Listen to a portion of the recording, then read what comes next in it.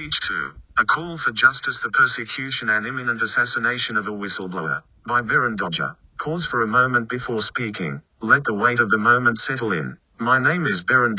I am a gay, disabled whistleblower who has uncovered deep corruption within the Australian government. And for my bravery in speaking the truth, I have been subjected to a brutal and systematic campaign of persecution, erasure, and targeted violence. A campaign that has now escalated to attempted assassination. This is not paranoia. This is not conspiracy. This is documented fact, recorded in official government documents, financial records, psychiatric reports, and legal correspondences. Yet, no cop, no lawyer, no politician, no journalist, no public official will even acknowledge it, because my very existence is a threat to a corrupt system that wants me silenced. But I refuse to be erased. The truth the Australian government wants buried. For years, I have endured relentless persecution. They tried to assassinate me. The Australian government sanctioned a targeted killing against me. When their attempt failed, authorities were forced to intervene, not out of concern for my life, but because my survival meant undeniable evidence of their crimes. They stripped me of every human dignity. I have been systematically denied legal representation, disability benefits, and even the basic right to report crimes against me. I have been left homeless, starving, and destitute, not by accident, but by design. They weaponized psychiatry against me. They fabricated psychiatric narratives, institutionalized me under false pretenses, and used voice to scale, V2K, technology to wage psychological warfare against me. They bombarded me with false accusations of pedophilia, rape, and terrorism, lies designed to ensure I am socially exiled and legally defenseless. They control the media blackout. I once worked for the Herald Sun and The Age. I was invited to speak in Parliament. I have been featured across television and radio, but now not a single media outlet will touch my story. The same institutions that once valued my voice now pretend I do not exist.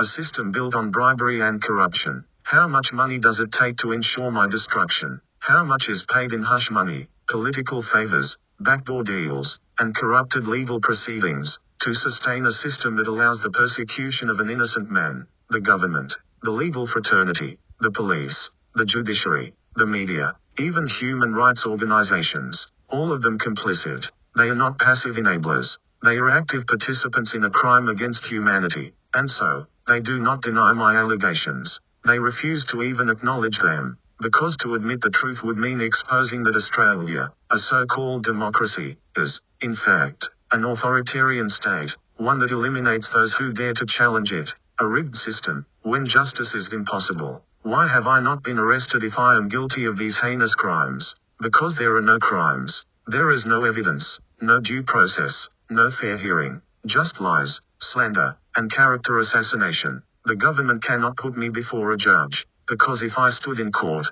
I would expose their corruption on the record. The hypocrisy would be undeniable. And so instead, they have taken every other step to ensure I cannot fight back.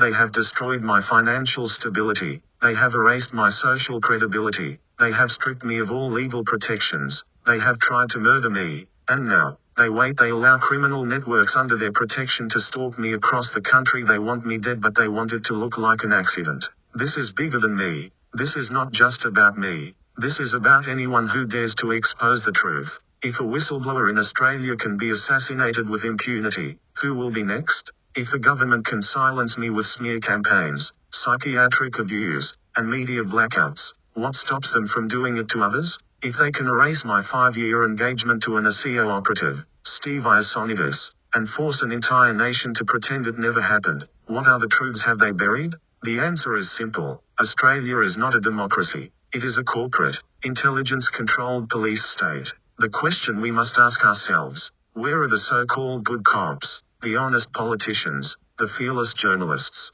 Where are my former colleagues, my university professors, my past employers, all of whom once praised my intellect, my advocacy, my contributions to this country? Why will no one even acknowledge my existence? The answer is fear and complicity. They do not want to risk what has been done to me happening to them, and so, they choose to protect their own comfort rather than fight for truth and justice. What comes next? I have no illusions. They will try again. The assassination plot failed once. but my continued survival is an inconvenience they cannot afford. So, I say this now, on the record, for the world to hear. If I die, it will not be by accident. If I disappear, I was taken. If I am silenced, it is because I have told the truth too loudly. I will not be erased, I will not be silenced. A call to action, to those watching, to those who still believe in justice. Share my story. Break the media blackout. Force the government to respond. Demand international intervention. Where is the United Nations?